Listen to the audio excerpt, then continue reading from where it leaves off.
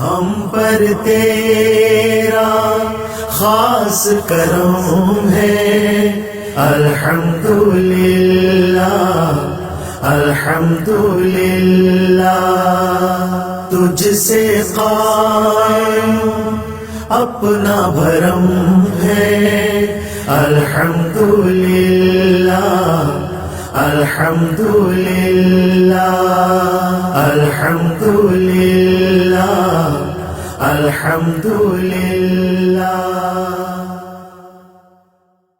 ونؤمن به ونتوکل علیہ ونعوذ باللہ من شرور انفسنا ومن سیئات اعمالنا، من يهده الله فلا مضل له ومن يضلله فلا هادي له، ونشهد ان لا اله الا الله ونشهد ان سيدنا ومولانا وملجأنا ومأوانا وشفيعنا محمدا عبده ورسوله، اما بعد فاعوذ بالله من الشيطان الرجيم، بسم الله الرحمن الرحيم، ثم دنا فتدلى فكان قاب قوسين أو أدنى، آمنت بالله صدق الله مولانا العظيم وبلغنا رسوله النبي الكريم الأمين، إن الله وملائكته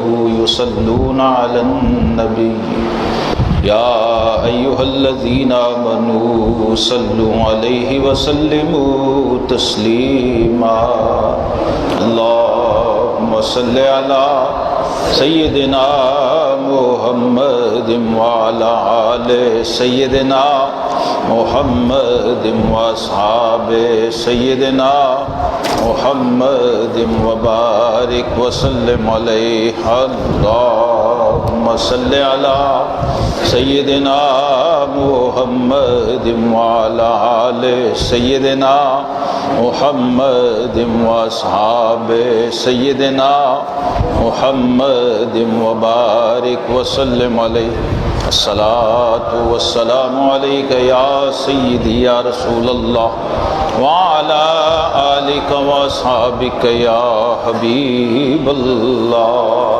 مولاي صل وسلم دائما ابدا على حبیبک خیر الخلق کلہم۔ سبق ملا ہے یہ معراج مصطفیٰ سے مجھے، سبق ملا ہے یہ معراج مصطفیٰ سے مجھے، کہ عالم بشریت کی زد میں ہے گردوں۔ گرامی قدر حاضرین محترم، ماہ رجب بھی ہے اور آج الحمدللہ جو رات ہوگی وہ 27 رجب کی رات ہے، ماہ معراج النبی صلی اللہ علیہ وسلم کی مناسبت سے آج ذکر معراج کریں گے، اور اس ذکر سے ہم اپنی معراج کریں گے۔ آقا کریم علیہ السلام کو اللہ نے معراج عطا کی، اور حضور صلی اللہ علیہ وسلم نے معراج سے واپس آ کر اپنی امت کو معراج عطا فرمایا، کیونکہ معراج پہ جانا بھی بہت بڑی بات ہے، بہت بڑا کمال اور معجزہ ہے، لیکن ہمارے آقا کریم علیہ السلام یہ اپنی امت سے محبت اور امت پہ شفقت کی معراج یہ ہے کہ آقا علیہ السلام نے براہ راست اسی دنیا میں، اسی ظاہری حیات میں اپنے سر کی آنکھوں سے اپنے رب کا جلوہ دیکھا، اپنے رب کا دیدار کیا، اور اس کا وہ وصل پایا جو نہ اگلوں میں کسی کو ملا ہے نہ پچھلوں میں کسی کو ملے گا۔ اس کے باوجود ہمارے آقا کریم علیہ السلام نے واپس آنا پسند فرمایا، ورنہ ایسے نبی بھی تھے جن کو رب نے چوتھے آسمان پہ بلایا تو انہوں نے کہا ہم نے واپس نہیں جانا، کسی کو چھٹے آسمان تک پہنچایا تو انہوں نے کہا جی بس ہم نے یہیں رہنا۔ ادریس علیہ السلام کو بلایا، وَرَفَعْنَاهُ مَكَانًا عَلِيًّا، صرف ایک بلند مقام دیا تو انہوں نے کہا جی مولا مجھے یہیں رہنے دو، اب میں واپس۔ کسی کو جنت دکھائی تو ان کا مجھے جنت میں ہی رہنے دو۔ تو یہ ہمارے آقا علیہ السلام کی امت سے شفقت اور کمال ہے کہ رب نے جب پوچھا محبوب کیا چاہیے، فرمایا ربی حب لی امتی، اے اللہ میری امت کو بخش دے، میری امت پہ رحم فرما، میری امت پہ کرم فرما۔ امت کے لیے خیر اور بخشش اور مغفرت ہمیشہ طلب فرمائی۔ اسی وجہ سے آقا کریم علیہ الصلاۃ والسلام معراج کے بعد بھی اس فرش کی طرف واپس لوٹے، عرش کو دیکھ کر بھی عرش کی طرف، فرش کی طرف واپس نزول فرمایا۔ یہ جو جانا ہے یہ عروج ہے، اور جو واپس آنا ہے یہ نزول ہے۔ اگر کوئی شخص عروج کرے، کوئی بزرگ، کوئی ولی، کوئی نبی، اور اس کے بعد نزول نہ کرے تو اس کا مطلب یہ ہے کہ اس کا سفر مکمل نہیں ہوا، یعنی کوئی گیا پھر آیا ہی نہیں، تو آدھا سفر ہوا۔ اللہ کے حبیب علیہ السلام نے اپنی امت کے اولیاء کو یہ سبق اور تربیت دی کہ جانا بھی ہے اور جا کے واپس بھی آنا ہے۔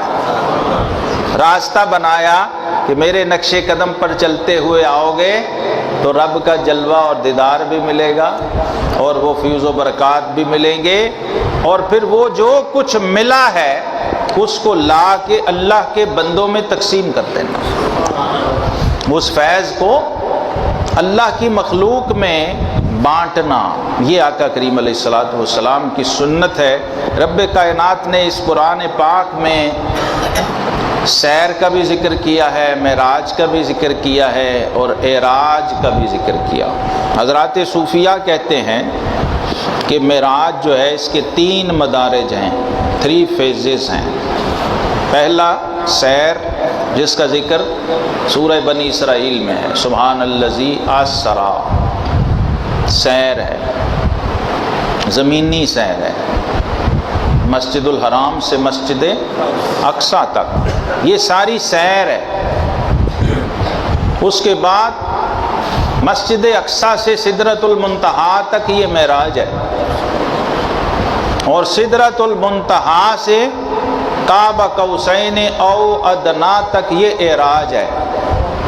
سیر کے اندر اور لوگ بھی شریک ہیں، معراج کے اندر بھی اور لوگ شامل ہیں، لیکن اعراج میں صرف محب ہے اور محبوب ہے۔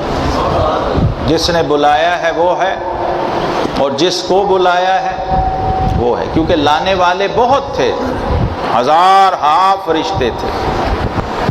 جبرائیل امین کے ساتھ اپنا ڈپارٹمنٹ، حضرت میکائیل علیہ السلام کے ساتھ اپنا ڈپارٹمنٹ۔ آپ پروٹوکول کی ایک چھوٹی سی جھلکی دیکھیں، سبحان الذی اسرا بعبدہ جب فرمایا تو جبریل امین کو بھی حضور علیہ السلام نے اپنا وزیر فرمایا ہے، میکائیل کو بھی اپنا وزیر فرمایا ہے۔ فرمایا دونوں وزیر جاؤ اور اپنا اپنا پورا ڈپارٹمنٹ ساتھ لے کے جاؤ، جس میں کھرب فرشتے شامل تھے، اور ساتھ سواری کو یہاں سے لے کے جاؤ براق کو، اور میرے محبوب علیہ السلام کو عزت، اکرام، اعزاز، شان اور عظمت کے ساتھ لے کے آؤ۔ اب یہ ملائکہ جب پہنچے اور حضور صلی اللہ علیہ وسلم کو براق پہ سوار کیا تو اس براق کی لگام ایک طرف سے جبریل نے پکڑی ہوئی ہے جو فرشتوں کے سردار ہیں، اور ایک طرف سے میکائیل نے پکڑی ہوئی ہے۔ دونوں رسول ہیں، دونوں رسول فرشتے ہیں، اور نوریوں کے امام ہیں، اور ان کے ساتھ نوریوں کی پوری فوج ہے۔ جو لینے آئے ہوئے ہیں وہ سارے نوری ہیں۔ تو اللہ نے نوریوں کو محبوب کی لگام تھما کے یہ بتایا کہ میرے محبوب کی نورانیت میں شک کرنے والوں، نور تو اس محبوب کی سواری کی لگام پکڑ کے کھڑا ہوتا ہے، تمہیں اس کی نورانیت سمجھ نہیں آ رہی؟ جس کی بشریت کا یہ عالم ہے، اس کی بشریت کے احترام میں اور ابدیت کے احترام میں نورانیت کھڑی ہے۔ ابھی اس کی نورانیت کا اظہار تو شروع ہی نہیں ہوا، کیونکہ جو لفظ آیا نا بے عبدہ ہی، اس میں یہ بھی اشارہ ہے کہ یہ معراج خواب میں نہیں تھی، یہ معراج روحانی نہیں تھی، یہ معراج جسمانی تھی۔ اللہ نے سیر کروائی اپنے بندے کو۔ تو عبد جو ہے، عبد جسم اور روح کو کہتے ہیں۔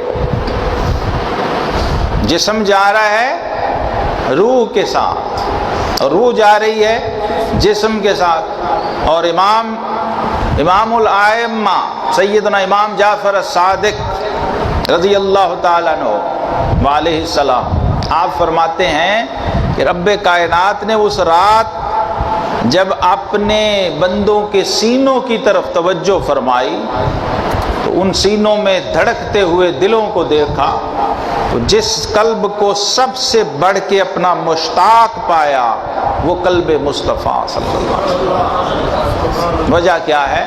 وجہ یہ ہے کہ نبی سویا بھی ہو تو اس کا دل جاگتا ہے۔ فرمایا تنام عینایا ولا ینام قلبی، میری آنکھیں تو سو جاتی ہیں لیکن میرا دل نہیں سوتا۔ تو اس دھڑکتے ہوئے قلب بیدار کو اور قلب مشتاق کو جب رب کائنات نے دیکھا کہ اس قلب سے بڑھ کے میری محبت کسی اور دل میں نہیں ہے، اس قلب کو چن لیا اور پورے اعزاز و اکرام کے ساتھ اپنی بارگاہ کے اندر بلایا۔ اور آقا کریم علیہ الصلوۃ والسلام نے اس واقعے کو، اس معجزے کو خود اپنی زبان اقدس سے صحابہ کرام کے سامنے بیان فرمایا۔ 45 صحابہ کرام نے حدیث معراج کو روایت کیا ہے۔ کتنے؟ یہ محدثین کی زبان ہے، آپ کے لیے شاید یہ کوئی بات نہ ہو۔ نماز کی کوئی حدیث ایسی نہیں ہے جس کو 45 صحابہ نے روایت کیا ہو۔ معراج کے واقعے کو 45 صحابہ نے روایت کیا ہے۔ نماز، روزہ، زکوٰۃ، حج، اس کی حدیثیں نہ روزے کی، نہ زکوٰۃ کی، نہ نماز کی، نہ حج کی 45 صحابہ کرام سے مروی نہیں ہے۔ کسی کو 4 صحابہ نے روایت کیا ہے، کسی کو 2 نے کیا ہے، کسی کو 8 نے کیا ہے، کسی کو 10 نے کیا۔ 45 صحابہ کرام کے اس کو روایت کرنے کا مطلب یہ ہے کہ معراج کے واقعے کو آگے بیان کرنا بھی سنت مصطفیٰ۔ کیونکہ ایک طبقہ ایسا ہے وہ کہتے ہیں ایک دفعہ معراج ہو گئی، بار بار اس کا ذکر کیوں کرتے ہو؟ ایسی ذہنیت بھی ہے۔ آقا کریم علیہ السلام کو اللہ تبارک و تعالیٰ نے جب معراج کروائی تو آخری حکم یہی دیا کہ میرے محبوب جب آپ نے صبح دنیا کے اندر تشریف لے کے جانا ہے دوبارہ سے، تو پہلا کام ہی یہ کرنا ہے، صبح فجر کے بعد حرم میں کھڑے ہو کر خود اپنی زبان سے یہ سارا واقعہ سنانا ہے۔ اب سننے والے سارے کافر ہیں، چند صحابہ کرام ہیں گنتی کے، ابو جہل ہے، سارے کفار ہیں، لیکن اللہ نے فرمایا اس کو بیان کرنا ہے۔ وَأَمَّا بِنِعْمَةِ رَبِّكَ فَحَدِّثْ، کیونکہ اللہ نے جو کرم آپ پہ فرمایا اس کا چرچا اپنی زبان سے کرنا ہے، اس کا اظہار کر کے دکھانا ہے۔ اور وجہ یہ فرمائی وَمَا جَعَلْنَا الرُّؤْيَا الَّتِي أَرَيْنَاكَ إِلَّا فِتْنَةً لِلنَّاسِ، اے حبیب یہ معراج ہم نے آپ کو اس لیے کروائی ہے تاکہ لوگوں کو آزمائیں، لوگوں کا امتحان لیں کہ کون آپ کی معراج کو مانتا ہے اور کون آپ کی معراج کا انکار کرتا ہے۔ اب سیدنا صدیق اکبر رضی اللہ تعالی عنہ ایک طرف اور ابو جہل ایک طرف۔ ابو جہل نے خود حضور صلی اللہ علیہ وسلم سے سنا اور ابو بکر صدیق اپنے گھر میں بیٹھے ہیں، انہوں نے حضور علیہ السلام سے نہیں سنا، لیکن جب جبریل امین نے یہ حکم حضور علیہ السلام کو سنایا تو آپ نے فرمایا کہ جبریل میں یہ بیان تو کروں گا لیکن یہ بتاؤ کہ اس کو مانے گا کون؟ یہ سارے تو منکر اور مخالف لوگ ہیں، تو جبریل امین نے کہا کہ حضور مکے میں آپ کا یار غار ابو بکر صدیق جو موجود ہے، اس کو لوح محفوظ پر اللہ نے صدیق لکھ دیا ہوا ہے۔ ابھی تصدیق بعد میں کی ہے، لیکن صدیق رب نے پہلے لکھ دیا۔ یہ لقب بھی صدیق اکبر رضی اللہ عنہ کا معراج کی رات آیا، اور جبریل امین نے کہا کہ حضور ابو بکر اس کی تصدیق کریں گے۔ اب معراج کی تصدیق کرنا، معراج پر ایمان لانا، معراج کو ماننا، یہ طریقے صدیق ہے۔ اور معراج کا انکار کرنا، معراج پر اعتراض کرنا، معراج پر انگلی اٹھانا، یہ ابو جہل کا طریقہ ہے۔ یہ دونوں وائرس جو ہیں قرآن نے اس کی نشاندہی فرما دی۔ جس کے وجود میں کفر کا وائرس ہوگا، معراج کا واقعہ سن کر اس کو کھٹکے گا، گراں گزرے گا، اسے اچھا نہیں لگے گا۔ اور جس کے اندر ذوق صدیقی ہوگا، نور ایمان ہوگا، وہ غائبانہ بھی سنے، چاہے معراج والے سے نہ سنے، ابو جہل کی زبان سے بھی سنے تو بھی تصدیق کرے گا۔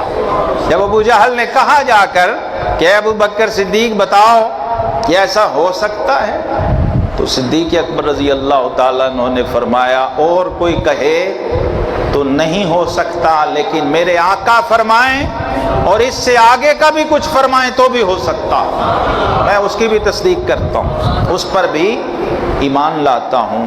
جناب صدیق اکبر رضی اللہ تعالی عنہ کا بھی معراج کے اندر بڑا حصہ ہے، اور یہ آپ نے سبق دیا اس وقت، کیونکہ وہ جو دور تھا، وہ جو ماحول تھا، کفر کا ماحول تھا، شرک کا ماحول تھا، انکار کا ماحول تھا، لیکن اللہ رب العالمین نے اس میں بھی اپنے حبیب کو پابند کیا کہ آپ نے یہ واقعہ بیان کرنا ہے۔ اب ان لوگوں میں کھڑے ہو کر یہ واقعہ بیان کرنا جو خود معراج والے پر ایمان نہیں رکھتے،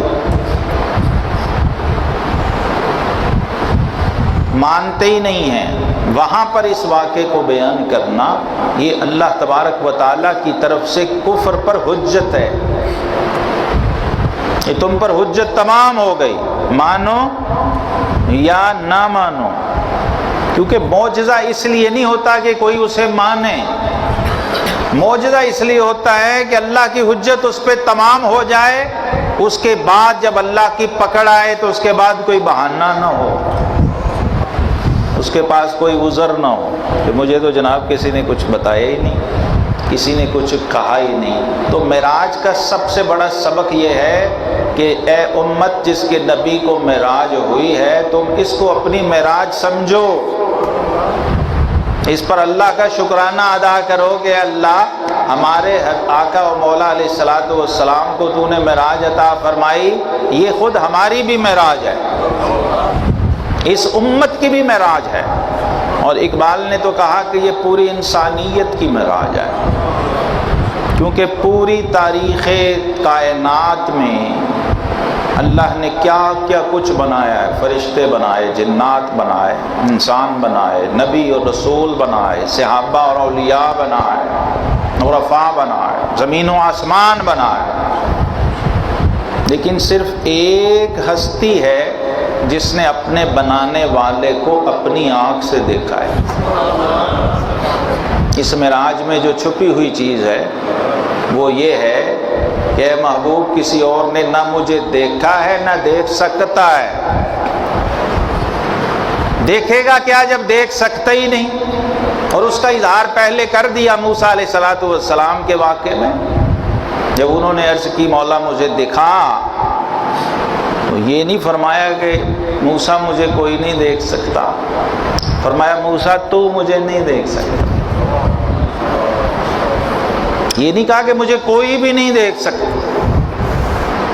صرف یہ فرمایا لن ترانی، اے موسیٰ تیرے ظرف میں، تیری بصارت میں وہ کیپیسٹی نہیں ہے کہ تو انوار ذات کی تاب لا سکتا، اس لیے وہ طلب نہ کر جس کا ظرف تجھ میں نہیں۔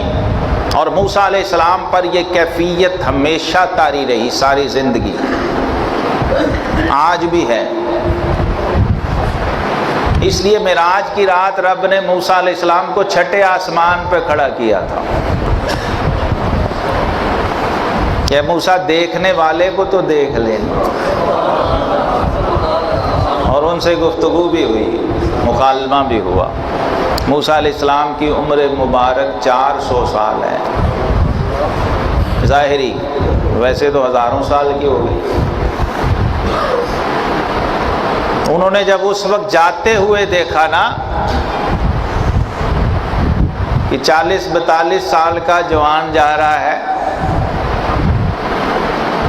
1000 سال کے بزرگ بھی کھڑے ہیں، 900 سال کے بزرگ بھی کھڑے ہیں، آدم علیہ السلام بھی دیکھ رہے ہیں، نوح علیہ السلام بھی دیکھ رہے ہیں، یوسف علیہ السلام بھی دیکھ رہے ہیں، یحییٰ علیہ السلام دیکھ رہے ہیں، عیسیٰ علیہ السلام دیکھ رہے ہیں۔ موسیٰ علیہ السلام کو اوپر کھڑا کیا، قریب، جاتے ہوئے بھی دیکھنا، پھر آتے ہوئے بھی دیکھنا، اور پھر جب نماز کا تبرک اور تحفہ عطا ہوا تو موسیٰ علیہ السلام سے مکالمہ کروایا کہ کلیم کا اور حبیب کا فرق لوگوں کو سمجھا، خود حبیب کو بھی سمجھا۔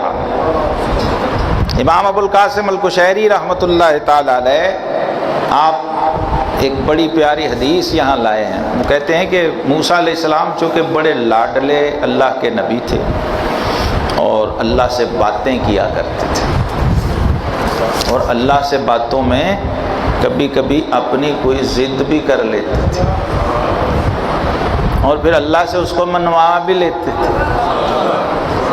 تو اللہ تبارک و تعالیٰ نے جب کہا کہ مولا اب میں باتیں کر کر کے رج گیا ہوں، اب مجھے دکھا بھی دے، پردے کے پیچھے سے باتیں چل رہی ہیں، تو جس سے میں باتیں کر رہا ہوں اسے دیکھنا چاہتا ہوں۔ تو اللہ نے فرمایا اچھا دیکھنا چاہتے ہو، تو فرمایا ٹھیک ہے پھر ہمارے پاس آ جاؤ، گھر چھوڑو، گھر بار چھوڑو، قوم قبیلہ چھوڑو، 30 دن کے لیے ہمارے پاس آ جاؤ اور 30 دن روزہ رکھو، اور ادھر ہی اعتکاف کرو طور پہ اور چلا کرو۔ جب 30 ہو گئے فرمایا 10 اور بڑھاؤ، چلا 40 کا ہوتا ہے، وہ قرآن نے اس کو بیان کیا ہے، 40 لیلۃ کا۔ پھر ہم نے 10 کا اضافہ کر کے اس کو 40 کے عدد کو مکمل کیا، اور پھر موسیٰ علیہ السلام کو فرمایا کہ اے موسیٰ انظر الی الجبل، اب اگر دیکھنا چاہتے ہو نا تو پہاڑ کی طرف دیکھو، ادھر ڈائریکٹ نہ دیکھنا، پہاڑ کی طرف دیکھو۔ فلما تجلی ربہ للجبل، اللہ نے وہ تجلی ڈالی پہاڑ پر، جب وہ تجلی پہاڑ پر پڑی اور موسیٰ علیہ السلام نے اس کا جلوہ اور نظارہ دیکھا، فخر موسیٰ صاعقا، پہاڑ پھٹ گیا، وخر موسیٰ صاعقا، موسیٰ علیہ السلام نے ایک چیخ ماری اور گر پڑے، بے ہوش ہو گئے، اس تجلی کی تاب نہ لا سکے۔ وہ 40 دن کے بعد جب حواس بحال ہوئے تو پھر سمجھ آئی کہ مولا کریم جو میں نے مانگا تھا، جو چاہا تھا، اس کا ظرف مجھ میں نہیں تھا، میں اس سے توبہ کرتا ہوں۔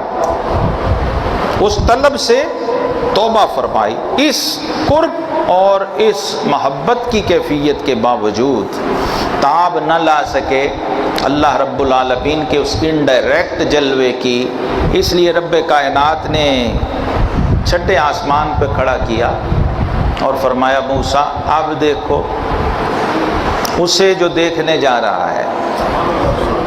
تو اس وقت موسیٰ علیہ السلام نے یہ بات کہی تھی، فرمایا یہ ایک ایسا سعادتوں والا جوان ہے، 1,24,000 نبی رسول گزر گئے، کوئی اپنے رب کو نہ دیکھ سکا، خود کہہ کے بھی مولا کریم سے فرمائش کر کے بھی پھر نہ دیکھ سکا۔ اس کی شان کیا ہے کہ رب نے اسے خود بلوا کے دکھایا کہ حبیب آ اور ہمیں دیکھ جا۔ اب اس میں اللہ کی بے شمار حکمتیں تھیں. ایک بہت بڑی حکمت اس میں یہ تھی کہ یہ جو فرش والے ہیں یہ میرے محبوب کی شان کو نہیں جانتے، تو انہیں پتہ چل جائے کہ یہ رہتا تو فرش پہ ہے لیکن حقیقت میں عرشی ہے، اور عرشی بھی اس کے جلوے کے مشتاق رہتے ہیں. فرشتوں کی بھی خواہش تھی کہ مولا کریم ہم سب تیرے حبیب کو دیکھ لیں. یہ اوپر والا جتنا نظام ہے عالم بالا، کئی کائناتیں ہیں، سارے پہلا آسمان، دوسرا، تیسرا، سب کی ایک دنیا ہے، پورا ایک نظام ہے. ان سب کی یہ خواہش تھی. اللہ رب العزت نے ایک ہی رات میں سب کی مرادیں پوری فرمائیں، سب کو دیدار کروا دیے. انبیاء کرام علیہ السلام سے ملاقاتیں بھی ہو گئیں، مسجد اقصیٰ کے اندر نماز بھی ہو گئی، جماعت بھی ہو گئی، سب انبیاء کرام سے تعارف بھی ہو گیا حضور صلی اللہ تعالیٰ علیہ وسلم کا. اور پھر جب اس مقام پہ پہنچے تو جناب موسیٰ علیہ السلام نے دیکھا جاتے ہوئے بھی، پھر آتے ہوئے جب دیکھا تو پوچھا کہ اے محمد صلی اللہ علیہ وسلم بتائیے کیا ہوا؟ تو آپ نے فرمایا کہ میرے رب نے مجھے 50 نمازیں عطا فرمائیں. تو موسیٰ علیہ السلام نے کہا کہ آپ اس میں کچھ کمی کروا لیں، یہ بہت زیادہ ہیں، آپ کی امت نہیں پڑھ سکے گی. تو اللہ کے حبیب علیہ السلام پھر واپس گئے، پھر اپنے رب کی بارگاہ میں یہ عرضی پیش کی کہ مولا اس کے اندر رعایت فرما دی جائے. اللہ تبارک و تعالیٰ نے 5 نمازیں کم کر دیں. آپ تشریف لے آئے، موسیٰ علیہ السلام پھر ملے اور پھر پوچھا، فرمایا 5 نمازیں کم ہو گئیں. کہا نہیں ابھی اور کم کروائیں. جاتے رہے آتے رہے، 5 نمازیں کم ہوتی، ایک ہی بار اللہ نے کم نہیں کی. اور نبی پاک صلی اللہ علیہ وسلم نے بھی نہیں کہا کہ اس سے زیادہ کر دیں. اب یہ ہر 5 بار جانا، 5 کے لیے پھر آنا، 2 چکر تھے، ایک جانے کا ایک آنے کا. اور راستے میں موسیٰ علیہ السلام ہی کھڑے ہیں بار بار. اب موسیٰ علیہ السلام باقی تو جو گفتگو چل رہی ہے، لیکن وہ دیکھ رہے ہیں کہ ہم تو سمجھے تھے کہ یہ ایک ہی بار جائیں گے اور اللہ کو دیکھ کے آئیں گے، یہ تو بار بار جب چاہے چلے جاتے ہیں، جب چاہے آ جاتے ہیں. اللہ نے اپنے محبوب کی شان دکھائی کہ تم چاہو تو ہر شب ہو مثال شب اسراء، تیرے لیے 2-4 قدم عرش بری ہے. کہ اے محبوب، یہ جبریل، یہ براق، یہ تو سارے واسطہ اور سورس ہیں، ساتھ ساتھ خدمت میں لگے ہوئے ہیں. آپ معراج کے لیے ان کے محتاج نہیں ہیں، یہ آپ کی معراج کے محتاج ہیں کہ ساتھ ساتھ ان کو بھی فیض اور برکت ملتا رہے. اس لیے یہ سفر سیر میں کیفیت اور تھی، معراج میں اور تھی، عراج میں اور تھی. یہ جو نیچے کا سفر تھا براق کی رفتار سے ہوا، اوپر کا فرشتے کی رفتار سے ہوا، اور پھر تیسرا سفر نبوت کی رفتار سے ہوا جس میں اور کوئی شامل نہیں ہے. سب پھر جبریل بھی پیچھے رہ گئے. تو آقا کریم علیہ السلام کو 50 پر 5 نمازیں رہ گئیں. جاتے رہے اور آتے رہے، اور موسیٰ علیہ السلام ہر بار دیکھتے رہے. رب نے دکھایا کہ کلیم تو بھی آیا کرتا تھا طور پہ، باتیں بھی ہوتی تھی، فرمائشیں بھی پوری ہوتی تھی، لیکن دیکھ کلیم اور حبیب میں فرق کیا ہوتا ہے. کلیم خود آ کے کہتا ہے دکھا، اور حبیب کو رب کہتا ہے آ کے دیکھ جا. اور پھر اس کی شان کا ایسا عملی مظاہرہ جناب کلیم اللہ علیہ السلام کو دکھانا اور پھر پوری کائنات کو دکھانا، اس میں یہ راز پوشیدہ تھا کہ یہ میرا محبوب مجھ تک آنے کے لیے کسی واسطے کا محتاج نہیں ہے اور کسی گنتی کا محتاج بھی نہیں ہے. اب اللہ کے تو علم میں تھا نا کہ آخر 5 کرنی ہے، تو ایک ہی بار بھی کر سکتے تھے، لیکن یہ جو 5 کر کے کیا، اس میں اپنے محبوب کی شان بھی دکھانی تھی اور یہ بھی دکھانا تھا کہ میرے محبوب کا میرے ساتھ تعلق کیسا ہے اور اس کی کیپیسٹی کتنی ہے. ما زاغ البصر وما طغى، اس کے وسعت ظرف کا یہ عالم ہے کہ جس تجلی کو اولو العزم رسول انڈائریکٹ نہ دیکھ سکے اور پہاڑ ریزہ ریزہ ہو جائے، یہ اس پورے جلوہ ذات کو سر کی آنکھ سے دیکھتا ہے اور مسکراتے ہوئے دیکھتا ہے، اور آنکھ پھرتی نہیں، ٹیڑھی بھی نہیں ہوتی. میں اس آیت کا جو مفہوم سمجھا ہوں وہ یہ ہے، ما زاغ البصر وما طغى کا مطلب ہے کہ اس محبوب نے اپنے رب کے جلوے کو ٹک ٹکی ایسے دیکھا ہے جیسے دیکھنے کا حق ہوتا، یعنی پورا عین دید بن کے دیکھا ہے، پورے وجود کو آنکھ بنا کے دیکھا ہے اپنے رب کو. اس لیے مولانا جلال الدین رومی رحمت اللہ علیہ نے دیدار اور مشاہدے کی جو بات کی، کہتے ہیں آدمی دید است باقی پوست است. جو بندہ دیکھ نہیں سکتا وہ گوشت پوست کا ایک لوتھڑا ہے بس.